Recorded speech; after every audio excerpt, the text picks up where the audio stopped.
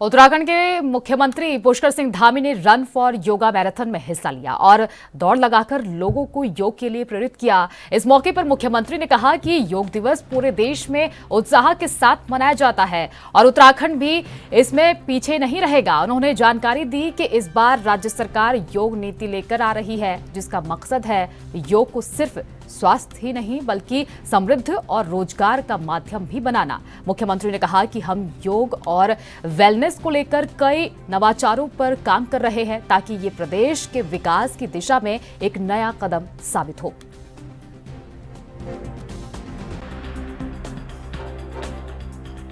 देश के अंदर योग दिवस बहुत धूमधाम से मनाया जा रहा है। उसी क्रम में देवभूमि उत्तराखंड में भी हम बड़े धूमधाम से योग दिवस को मनाएंगे और हम योग नीति भी इस बार लेकर आए हैं। आदरणीय प्रधानमंत्री जी के मार्गदर्शन में प्रेरणा से हमारे राज्य के सुदूरवर्ती क्षेत्रों तक योग जन जन का योग बने, घर घर का योग बने। योग और वेलनेस दोनों हमारी प्रगति का भी, हमारी समृद्धि का भी और रोजगार का भी साधन बने।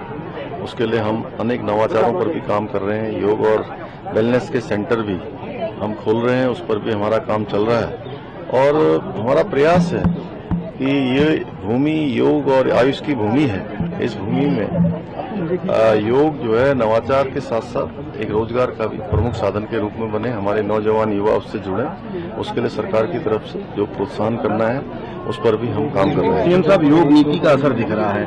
अगर हम देखें तो अंतर्राष्ट्रीय स्तर पे हरिद्वार, ऋषिकेश योग सेंटर बनता हुआ नजर आ रहा है। लोग आकर्षित हो रहे हैं, आ रहे हैं, योग को अपना रहे हैं। इसको किस नजरिए से देखते हैं? पूरे दुनिया की राजधानी, योग की राजधानी, वेलनेस की राजधानी, अध्यात्म की राजधानी कहीं है तो यही हमारा देवभूमि उत्तराखंड है। उसमें से हमारा हरिद्वार